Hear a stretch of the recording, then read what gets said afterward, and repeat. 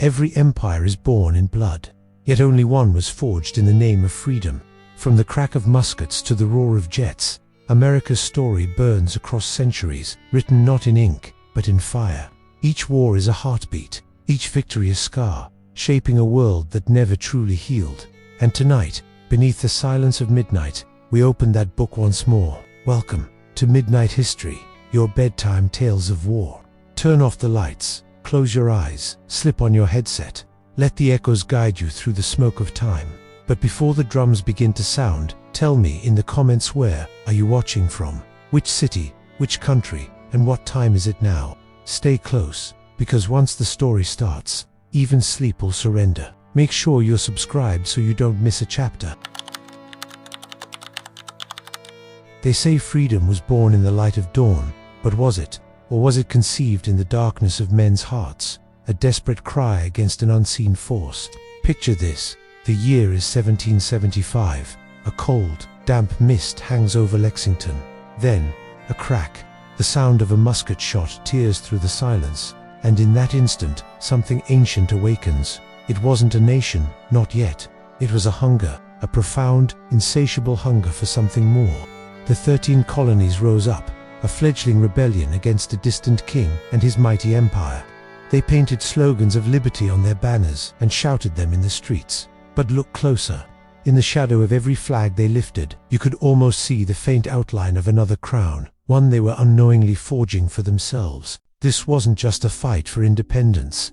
It was a struggle for the very soul of a continent. From the crushing silence of frozen winter camps, where soldiers starved and shivered, to the blazing infernos of battlefields that scarred the land, a whisper was carried on the wind. It was the voice of liberty, a siren's call to its children. It promised salvation, a world free from tyranny, a future built on their terms. But this promise came at a steep price, a price paid in blood, sacrifice, and the innocence of a generation. Imagine General Washington kneeling in the snow at Valley Forge, his army dwindling, his hope hanging by a thread. He prayed for deliverance, for a miracle to turn the tide. But here's a hard truth. Freedom is not a benevolent God that answers prayers. It is a primal force. It doesn't just grant wishes. It demands sacrifice. It devours the weak and forges the strong in its crucible of chaos and conflict. It's a relentless current that pulls everything into its wake. Then, the turning point. Yorktown, the British surrender. The bells of victory ring out, their joyous peals echoing across the newly formed nation. But listen carefully to those echoes. They carry more than just the sound of celebration. They carry a prophecy, a warning for the ages. Every rebellion, no matter how righteous, eventually births its own empire. And every empire, no matter how powerful, contains the seeds of its own destruction. It's a cycle as old as history itself. The ink on the Constitution dried, a new republic was born, and the world watched in awe. They had done the impossible. They had slain the Goliath. But the ghost of the empire they fought against never truly left. It lingered in the halls of power, in the debates over states' rights, in the westward expansion that displaced and destroyed. The fight for freedom didn't end at Yorktown. It just entered a new, more complex phase. Consider the paradox. A nation founded on the ideal that all men are created equal, yet built on the backs of enslaved people. A government designed to protect liberty, which at times became the very instrument of its suppression. The struggle wasn't just against a foreign king anymore. It was an internal battle, a fight against the darkness within their own hearts, the same darkness where the revolution was first conceived. This is the tragic, beautiful complexity of the American story. As decades turned into centuries, the nation grew. It survived a brutal civil war that tore it apart and stitched it back together. Scarred but whole, it became a global superpower, a beacon of hope for millions. Yet, the prophecy of Yorktown's bells continued to resonate. New empires of industry, of finance, of information rose and fell. Each promised a new kind of freedom, a new form of progress, while casting new shadows of control and inequality. And now, here we are. We sit in our rooms, bathed in the glow of screens that connect us to the entire world in an instant. The noise of our time is deafening, a constant stream of information, opinion, and distraction. But if you listen, really listen, beneath all that noise, you can still hear it. It's a faint murmur, a whisper from the past. It's the voice of that original rebellion, the echo of that first musket shot at Lexington. It serves as a constant, haunting reminder. A reminder that liberty is not a destination you arrive at. It's not a trophy you win and place on a shelf. It is a perpetual struggle, an eternal flame that must be constantly tended, defended, and redefined. It's a conversation that never ends, because liberty never truly ends. It only changes its master. And the question we must always ask ourselves is, who or what is its master now? Thank you so much for joining me on this journey through the shadows of history. If this story sparked a thought or a question in your mind, let me know in the comments below. I'd love to hear your perspective. And if you enjoy exploring the deeper, darker currents of our past, make sure to like this video and subscribe to the channel for more content like this. We have many more stories to uncover. Until next time, stay curious. Hey everyone, and welcome back to the channel.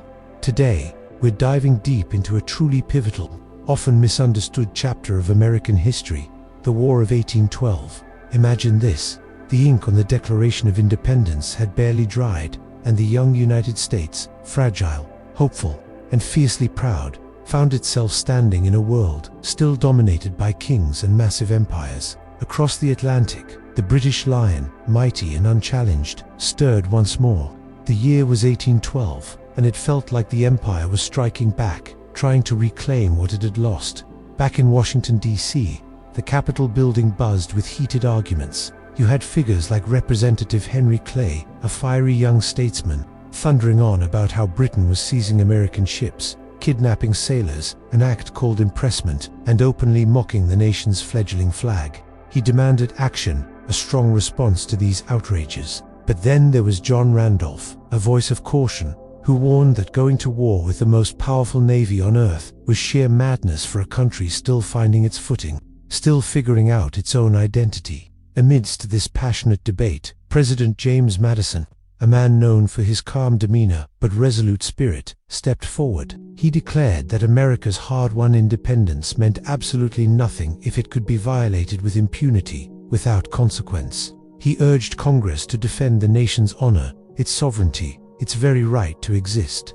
And so, after much deliberation, America declared war on Britain. This wasn't a rebellion anymore.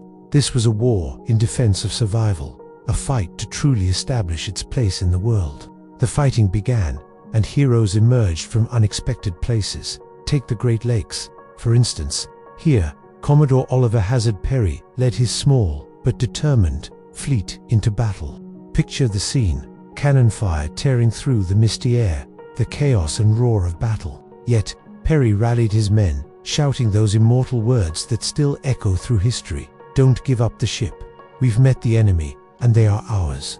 In the face of overwhelming odds, against wind, fire, and paralyzing fear, a young, nascent American Navy proved that sheer courage and unwavering spirit could indeed rival the might of an empire.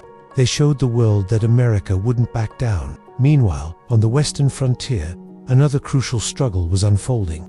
Tecumseh, the brilliant and revered Shawnee leader, was tirelessly rallying his people. He possessed incredible foresight, warning his warriors that the British would ultimately abandon them, a chilling prediction that unfortunately came true.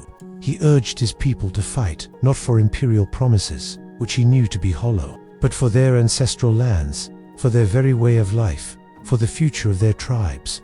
It was a fight for sovereignty on a different, but equally vital, front. Then came 1814, a year that marked a terrifying turning point in the war. British troops marched into Washington, D.C., and in a shocking act, set fire to the Capitol building and the President's mansion. It was a devastating blow, a symbolic assault on the heart of the young republic. Amidst the chaos and panic, a true American icon, Dolly Madison, the First Lady, refused to flee until she had rescued the iconic portrait of George Washington. With flames engulfing the city, she famously declared that his face must survive, even if their home did not. As Washington, D.C. burned, the young republic trembled, but crucially, it did not fall. It showed an incredible resilience, a refusal to be extinguished. That same year, down in Baltimore, the British bombardment of Fort McHenry filled the night sky with thunderous explosions. Imagine being aboard a ship in the harbor, as Francis Scott Key was, watching anxiously through the smoke and explosions. All night long, he wondered if the fort would fall, if the American spirit would finally break. But then, as dawn broke through the haze, he glimpsed it, the American flag, still flying proudly over the fort. That sight, that powerful symbol of endurance, inspired him to pen a poem that would one day become our national anthem. It wasn't just about a flag, it was about hope, resilience, and the enduring spirit of a nation. And then, in January 1815, came the dramatic climax in New Orleans.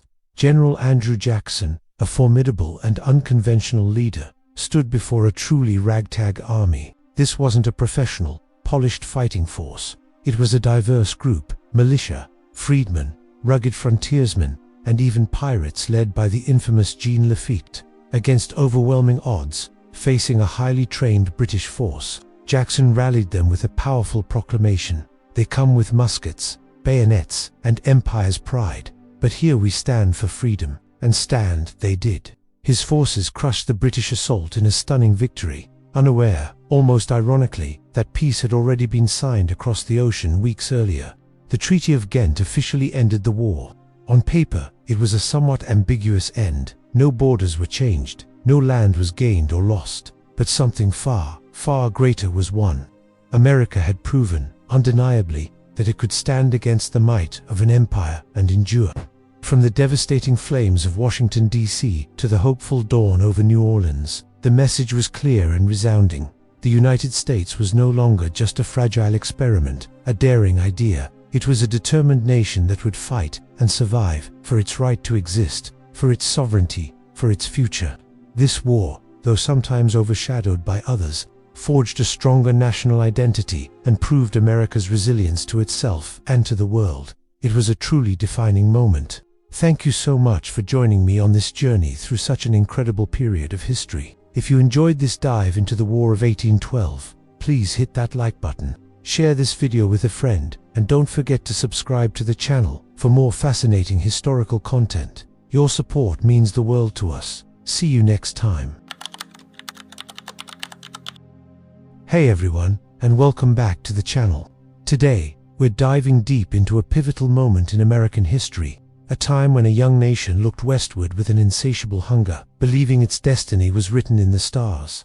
We're talking about the year 1846 and the incredible, often complicated, story of Manifest Destiny and the Mexican-American War. So grab your history hats, because this is a wild ride. Imagine, if you will, the United States in the mid-19th century. It's a nation brimming with ambition, a sense of boundless potential. The idea wasn't just about expanding. It was about a divine right, a heaven-sent mission to stretch from the Atlantic all the way to the Pacific. This powerful, almost spiritual belief was called Manifest Destiny. It wasn't just a political doctrine. It was woven into the very fabric of the national identity, promising liberty, progress, and prosperity across a vast continent. But history often teaches us that grand destinies sometimes come with a steep price. And this one, as we'll see, would demand blood. The stage for conflict was set along the disputed border of Texas. Texas had recently joined the US, but its southern boundary was a point of contention with Mexico. Was it the Nueces River, as Mexico claimed, or the Rio Grande, as the US insisted? This wasn't just a geographical debate. It was a powder keg waiting for a spark. And that spark came in 1846. Along the dusty, windswept banks of the Rio Grande, shots were fired. Exactly who fired first remains a point of historical debate, but for President James K. Polk, the narrative was clear and immediate. American blood on American soil, he declared. With this rallying cry, Congress swiftly followed suit, and war was officially declared on Mexico. The drums of ambition, it seemed, thundered far louder than any whispers of reason. From that moment, soldiers marched. They trudged through relentless dust, navigated thorny cactus fields, their eyes fixed on the distant horizon of empire. The sheer scale of the undertaking was immense, a testament to American determination. In the North, one of the key figures was General Zachary Taylor, a nonsense commander who would later become president. Taylor clashed with Mexican forces in fierce engagements like the Battle of Palo Alto, where his flying artillery light, mobile cannons, proved devastatingly effective, tearing through enemy lines with brutal precision. He followed this with a hard-fought victory at Buena Vista, showcasing American resilience against numerically superior forces. But the war wasn't just fought in the Northern Territories. A bolder, more audacious strategy was unfolding in the South. General Winfield Scott, another towering figure of the era, known for his meticulous planning and strategic brilliance, led a daring amphibious invasion. His forces landed at Veracruz, a heavily fortified port city on the Gulf Coast. This was one of the largest amphibious operations in U.S. military history at that time, a remarkable feat of logistical coordination.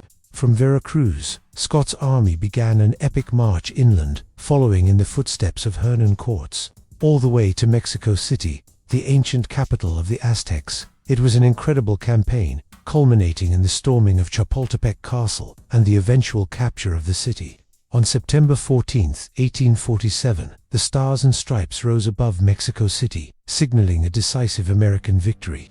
Yet, even amidst the glory of victory, a shadow lingered, a stark counterpoint to the triumphant narratives.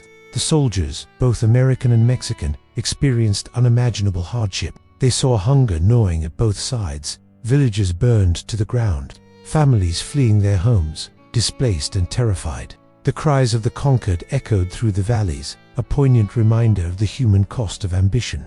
This wasn't just a story of territorial gain, it was a story of immense suffering and displacement.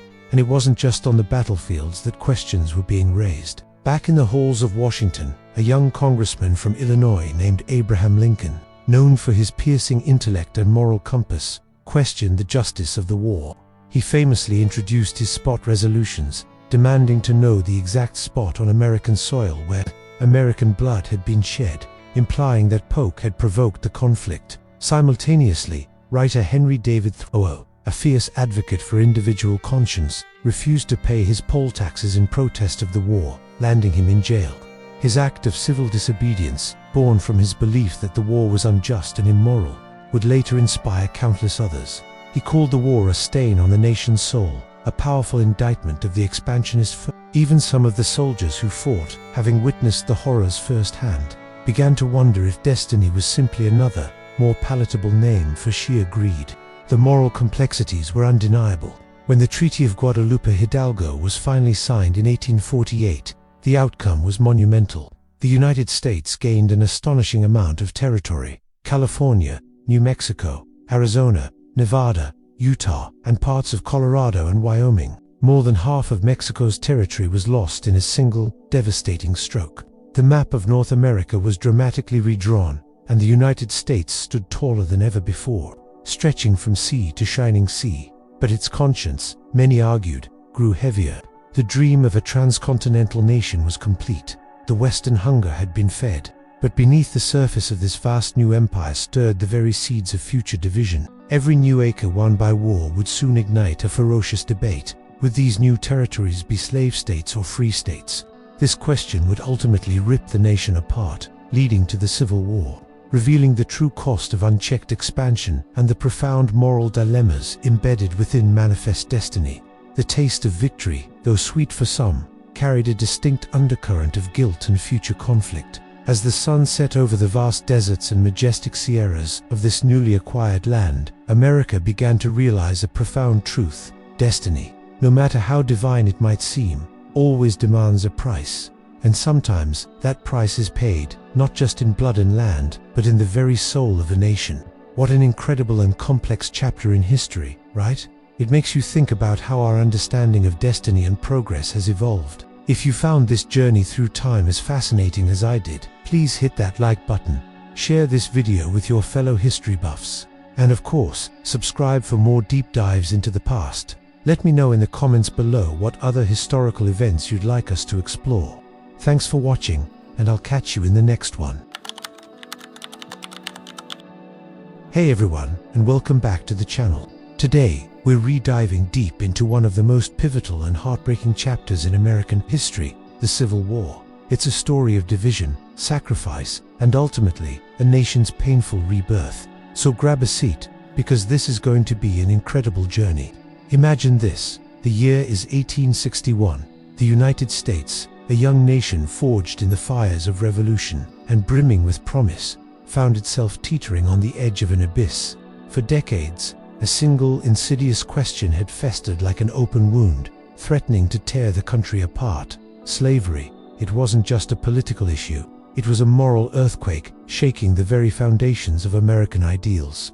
On one side, you had the industrial North, with its burgeoning factories and growing belief in free labor and individual liberty. On the other, the agricultural South, its economy inextricably linked to the brutal institution of slavery, a system that exploited millions for the prosperity of a few. Two starkly different visions of America, two ways of life that could no longer peacefully coexist under the same flag. It was like two powerful rivers, once flowing parallel, now destined to collide. The tension finally snapped when Abraham Lincoln, a man whose quiet resolve would define an era, took the oath as president. His election, seen by many in the South as a direct threat to their way of life, ignited a powder keg. Almost immediately, 7 Southern states declared their secession, pulling away from the Union to form their own nation, the Confederate States of America. They raised their own banner, believing they were defending their rights and their heritage. The stage was set for an unimaginable conflict. Then, on a fateful April morning, the guns of Fort Sumter roared. This wasn't just a skirmish. It was the spark that ignited the bloodiest war in American history. The Civil War had begun, and it was a conflict not just of armies, but of profound, clashing ideals. It truly became a war where brother fought brother, father against son, neighbors against neighbors. Blue uniforms clashed with gray, each side believing, with every fiber of their being, that they were defending the true America, the rightful path for their nation. The battlefields of this war would soon become legendary, etched into the very soul of the country. Places like Manassas, where the initial naive hopes of a quick victory quickly dissolved into brutal reality. Shiloh, a name that evokes images of unimaginable carnage and the dawning realization of the war's terrible cost. Antietam, the single bloodiest day in American military history, a grim testament to the ferocity of the fighting. And then, Gettysburg, a turning point, a 3-day epic struggle in Pennsylvania that forever altered the war's trajectory. These fields became altars of sacrifice, soaked in the blood of more than 600,000 souls, a staggering number for a young nation. Amidst this chaos and despair, one voice rose above the smoke and din of battle, a voice of clarity and profound conviction. President Abraham Lincoln. His words, "A house divided against itself cannot stand," resonated with chilling accuracy. He understood that the nation could not endure half slave and half free. As the war dragged on, Lincoln's vision deepened. What began as a fight to preserve the Union transformed into something far greater. With the Emancipation Proclamation, issued in 1863, he boldly declared freedom for all enslaved people in Confederate territory. This wasn't just a political maneuver, it was a moral declaration, turning the tide of the war from one of mere political preservation into a righteous crusade for freedom. It redefined the very purpose of the war, infusing it with a moral imperative that resonated across the world. The struggle was no longer just about states' rights or national unity. It was about the fundamental human right to liberty. On the Western Front, General Ulysses S. Grant emerged as a relentless force. With unwavering determination, he systematically ground down Confederate forces, understanding that victory would come through sheer attrition and superior resources. His resolve was legendary, earning him the nickname Unconditional Surrender Grant. He moved with a grim purpose, understanding the immense human cost but also the absolute necessity of victory. Meanwhile, in the East, the brilliant Confederate General Robert E. Lee fought with incredible courage and tactical genius. His leadership inspired his troops and extended the war far longer than many anticipated. However, even his extraordinary military skill couldn't save a cause ultimately doomed by its own inherent injustice. He led his men with honor, but he was fighting for a cause that history would eventually judge as morally indefensible. The war was devastating. Towns burned to the ground, once thriving cities lay in ruins, and railroads, the lifelines of the nation, were shattered. The very fabric of society was torn apart, and the nation itself seemed on the brink of death. Families were destroyed, livelihoods were lost, and a generation was scarred by the trauma of war. Yet, from the ashes of devastation, from the fiery destruction of cities like Atlanta and the poignant surrender at Appomattox Courthouse, came a fragile but profound rebirth. The fighting finally ceased, and a shattered nation began the long, arduous process of healing. Lincoln, ever the statesman, called for reconciliation, famously articulating his vision of a reunited America, with malice toward none, with charity for all. He envisioned a future where the nation could bind up its wounds and move forward together. Tragically, before peace could fully bloom, the bullet of an assassin silenced this visionary leader. Lincoln's death was a crushing blow, leaving the nation in mourning just as it desperately needed his guiding hand. The war had ended, the Union was preserved, and slavery was abolished, a monumental achievement. But the wounds, both physical and psychological, ran incredibly deep. The scars of this conflict would linger for generations, shaping the American experience in profound ways. The United States emerged from this crucible forever changed, scarred, haunted by the specter of war, yet undeniably transformed. It was a nation forced to reckon, at last, with the true meaning of its founding creed, that all men are created equal. From the smoke and sorrow, from the heartbreaking conflict of brother against brother, a new America was born, tempered by fire, purified by sacrifice, and bound, at long last, by the promise of true equality and freedom for all its citizens. It was a painful birth, but one that ultimately set the nation on a path toward a more perfect union. Thank you so much for joining me on this journey through such a significant part of history. If you found this insightful, please hit that like button, subscribe for more content, and let me know in the comments what other historical events you'd like to explore. Your support means the world.